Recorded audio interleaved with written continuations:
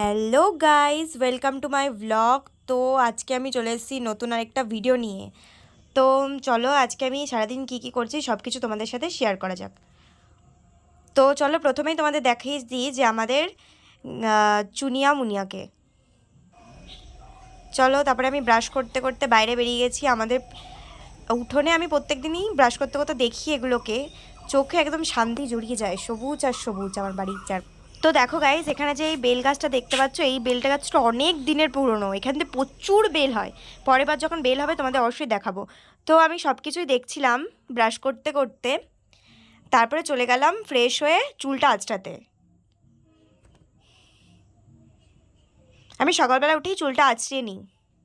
তারপরে চলে গেছি ঘর, যেই ঘরে বাচ্চারা আসে বসবে সেই ঘরটা ভালোভাবে খুলে ঠিকঠাক করে দিলাম যাতে ওদের এসে বসতে পারে।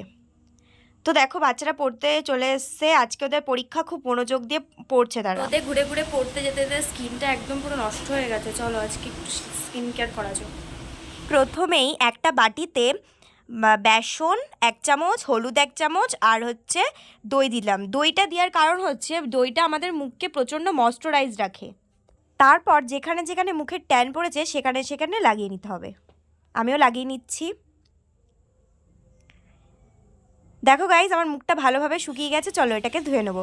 দেখো আমার মুখটা প্রচণ্ড ফ্রেশ লাগছে আর হচ্ছে অনেকটাই ট্যান উঠে গেছে। সো গাইজ, আজকের জন্য এটুখানি দেখা হচ্ছে নেক্সট ব্লগে। ততদিনে ভালো থেকো। God bless you.